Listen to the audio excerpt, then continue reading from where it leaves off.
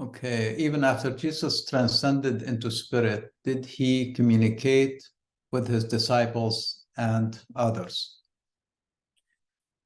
So when Jesus transcended, just like anybody who is important in our lives,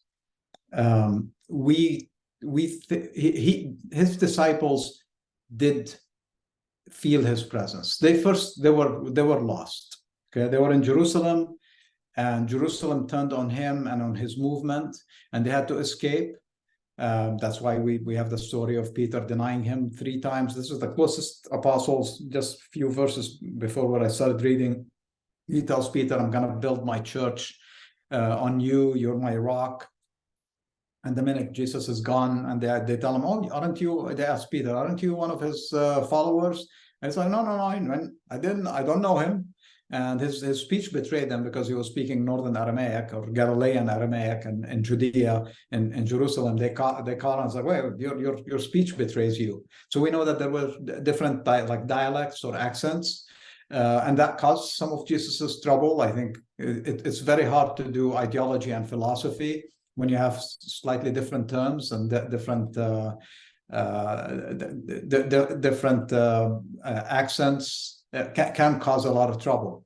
So anyway, but when they ran away afraid, luckily they started gathering together and going like, what was this about, right?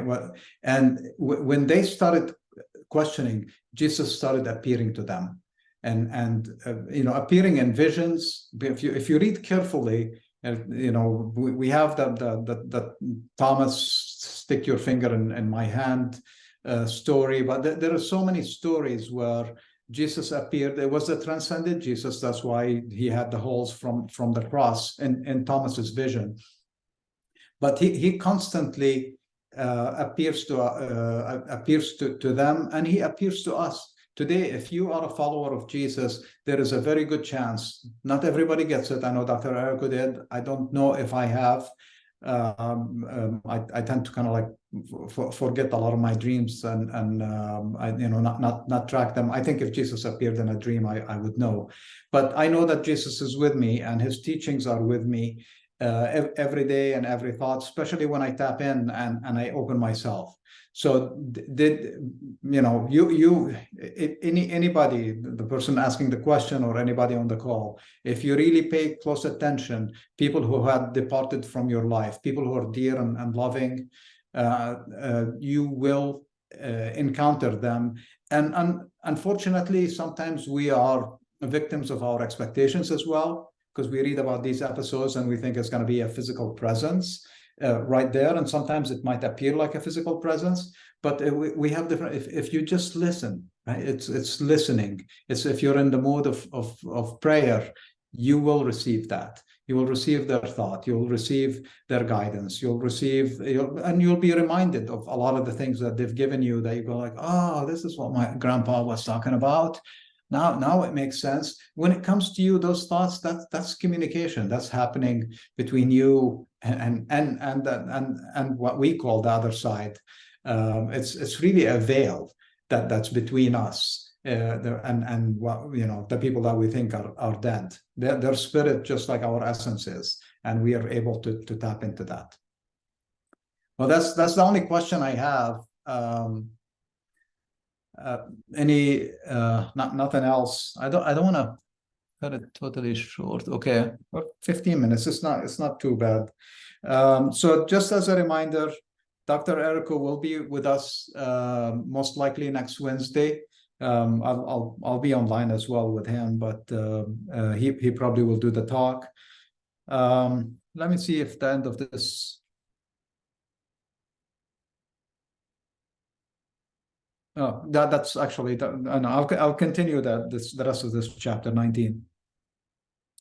When the disciples heard it, they were exceedingly astonished, saying, "Who then can be saved?" Jesus looked at them and he said, "For men this is impossible, but for God everything is possible." Then Peter answered, saying to him, this is what I told you a minute ago, "Behold, we have left everything and followed you. What will we have?" Okay, so Remember, he told the man, leave everything. And I told you that the apostles said, hey, we tapped us on the shoulder, we jumped out of the boat and we followed you. What's in it for us? What are we going to get?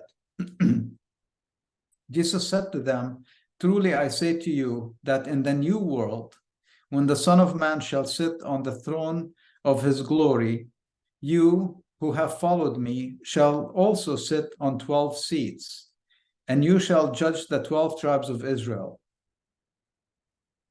Okay, so this is again, he's speaking about when he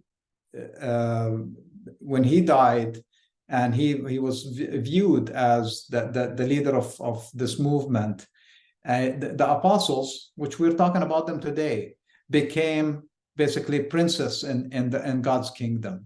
That's why we have the 12 seats. They're minor seats around the king. So he was the king in God's kingdom, and they are the princes of God's kingdom, and they will be remembered forever. They will be thought of fondly. They will be talked about nicely. Holy cow, go to the Vatican, go to any Catholic church, a lot of them, maybe even Orthodox churches, and walk around, and you'll see that the apostles everywhere, their icons, their pictures, their statues. So they got recognized for the work they did to get us here 2,000 years later. If they did not carry it forward, if they did not sit at one point and dictate to scribes and gave us those memories, if John did not write his book, the spiritual book for the early followers who were starting to scatter and basically disappearing, he was gathering them back. So that's the book of the Gospel of John, which I don't go into a lot. It has a lot of great spiritual concepts in it,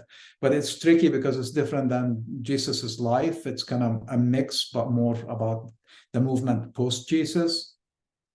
So that's what they get. And every man who leaves house or brothers or sisters or father or mother or wife or children or field for my name's sake shall receive 100-fold and shall inherit everlasting life.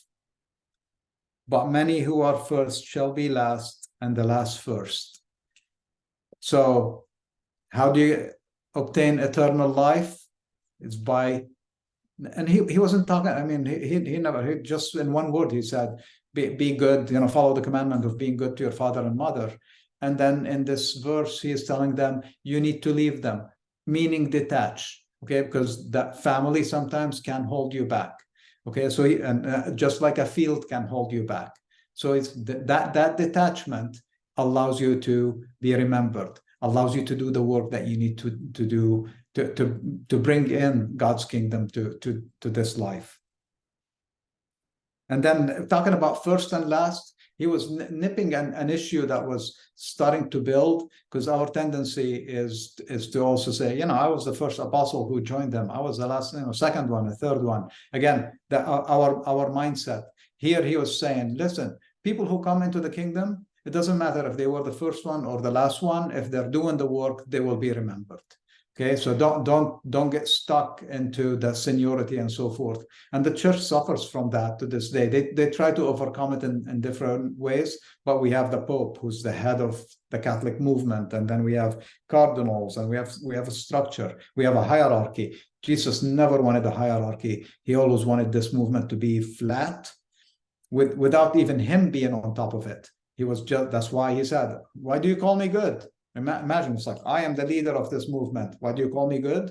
Why do you call me good means I am equal to all of you. I still have to do all this hard work. I'm just giving you examples of how to do the hard work. I'm not telling you to worship me, to put me above that, because I got that question before. Do we worship Jesus? You don't worship Jesus. You follow his teachings. You only worship God.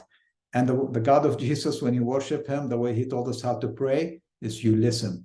Okay, you listen and you be thankful. And then what comes to you when you know it's really good, then you go and live by it and do it if it's something that requires you to actually take action. Okay, one other question I think, or a comment, let me see. Is the rich man parable similar to the talent parable in Luke 19? It reminds me of this detachment and fear. in a way it is. I think he was teaching the detachment, and he was also in the parable in Luke.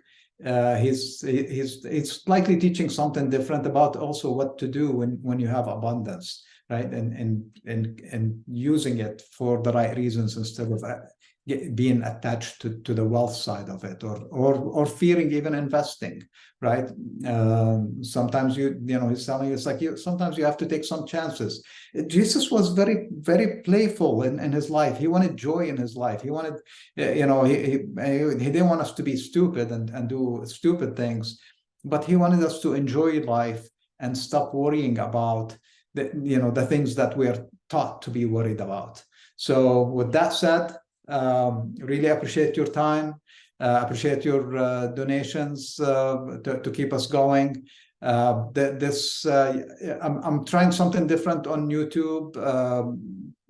So if you're a subscriber, or if you're somebody who is on the list, you will get the link to the videos. We might be delaying them a little bit more, just for us to understand who's coming in and how they're coming in. Are they finding us by search and so forth? So be patient, and if you have friends who you like to share the link with, just sharing the link will allow them to go in. But if they're not registered, most likely they will not get the link. So I might make this aspect public, or I might put an explanation, because I don't want people to feel like we're leaving them behind. Again, thank you. Have a wonderful rest of your week, and till next week.